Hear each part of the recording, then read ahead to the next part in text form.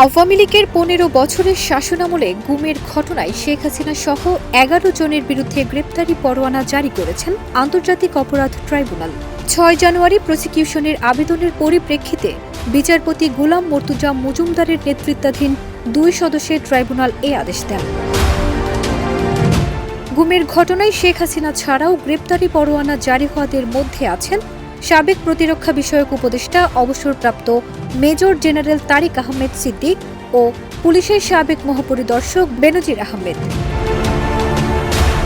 আন্তর্জাতিক অপরাধ ট্রাইব্যুনালের প্রসিকিউটর বলেন, আগামী ১২ ফেব্রুয়ারি এ মামলার পরবর্তী শুনানির দিন ধার্য করা হয়েছে।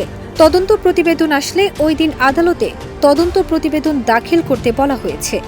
আর যদি এর মধ্যে তদন্ত রিপোর্ট না জমা দেওয়া সম্ভব হয়, তাহলে আইনশৃঙ্খলা বাহিনীকে আসামিদের গ্রেপ্তারের অগ্রগতি প্রতিবেদন জমা দিতে নির্দেশ দেওয়া হয়েছে। ব্রিফিংয়ে ট্রাইব্যুনালের প্রসিকিউটর জানান, বিগত ১৫ বছরে গুম ও ক্রসফায়ারের মাধ্যমে বাংলাদেশের ভয়ের সংস্কৃতি চালু হয়েছিল। হাজার হাজার মানুষকে সাদা পোশাকে কিংবা পোশাকধারী বিভিন্ন বাহিনী এসে তুলে নিয়ে যেত। এরপর তারা আর কোনো দিন ফিরে আসত না। বিভিন্ন বাহিনী এসে তুলে নিয়ে যেত এবং তারপর তারা কোনোদিন আর ফিরে আসতো না। তিনি বলেন, গুমের সংস্কৃতির মাধ্যমে বছরের পর বছর ধরে মানুষকে নির্যাতন, হত্যাসহ তাদের সব ধরনের স্বাধীনতা বঞ্চিত করার যে অপরাধ, এটি আন্তর্জাতিক আইনের স্বীকৃত অপরাধ। সেই সঙ্গে এটি বাংলাদেশের আন্তর্জাতিক অপরাধ ট্রাইব্যুনালের আইনেও মানবতা বিরোধী অপরাধ। তাই আজকে পৃথক একটি মামলায় শেখ হাসিনা সহ ১১ জনকে গ্রেপ্তার দেখানোর আবেদন জানিয়েছিলাম।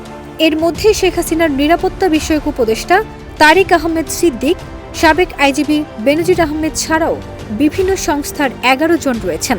আদালত আবেদন মঞ্জুর করে ১১ জনের বিরুদ্ধে গ্রেপ্তারি পরোয়ানা জারি করেছেন।